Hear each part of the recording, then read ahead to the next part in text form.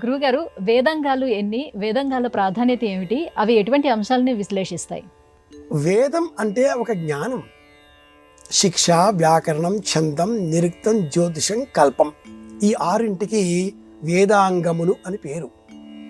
మానవ జీవనాన్ని ఒక క్రమ పద్ధతిలో తీసుకువెళ్ళేది వేదం మాత్రమే. ప్రపంచానికి ఆదర్శప్రాయం, నిరంతరం అధ్యయనం చేయవలసినటువంటి అంశం వేదం మాత్రమే. వేదమే ప్రమాణం, వేదమే ఆధారం. ఎవరితోటైనా ఏదైనా వాదం లేక ఆలోచనాత్మకమైన విభేద అభిప్రాయం పొడసూపినప్పుడు ఎదుటివారికి వేదం ప్రమాణం కాదు. అలాంటప్పుడు వారితో మనం మాట్లాడే అవసరమే లేదు. ఆ వేదాన్ని ప్రామాణికంగా ఈ పదానికి ఇది అర్థం అని చెప్పేది నిరుక్తం. నీ జీవనంలో ఈ పనిని ఈ సమయంలో చెయ్యాలి అని చెప్పేది జ్యోతిషం. వేదాన్ని ఇలా అధ్యయనం చెయ్యాలి అని చెప్పేది శిక్ష. వేదంలో ఈ పదాన్ని ఇలా విభజించాలి అని చెప్పేది వ్యాకరణేన ఉక్తం, వ్యాకరణం.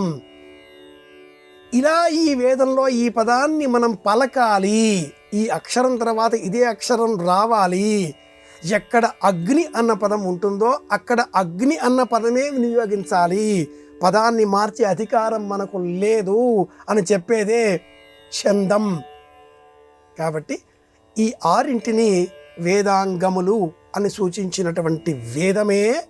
వేదాన్ని అధ్యయనం చెయ్యాలి అంటే ఈ ఆరింటిని గురించిన కనీస అవగాహన అయినా ఉండాలి అంటూ తెలియజేసింది.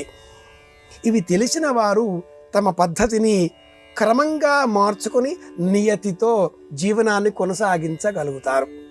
ఈనాటి కాలంలో ఇలాంటి వారిని చాదస్తుడు అంటూ ఉంటారు. ఛందస్సు ప్రకారం జీవితాన్ని గడిపేవారు చాదస్తుడు. ఛది ఆహ్లాదనే, ఛది నియతి. ఛందస్సు అన్న పదం వింటాం కదా, చిన్నప్పుడు విన్నాం కదా. ఉత్పలమాల, చెంపకమాల, ఆభరణ, భజర, ఈ అక్షరం తర్వాత ఇదే అక్షరం రావాలి. వేరే అక్షరం వస్తే ఏమవుతుంది? పద్యం నడకపోతుంది, రాకూడదు, అంతే. అలా నియతి ప్రకారంగా త్రిష్టుపు, అనుష్టుపు, ఉష్ణుకు వేద ఛందస్సులు ఇవన్నీ కూడా. ఛందస్సు ప్రకారంగా జీవితాన్ని కొనసాగించేవారు ఛాందస్సులు. కానీ వీరి జీవితం నియతి ప్రకారం ఉంటుంది. ఇది విషయం.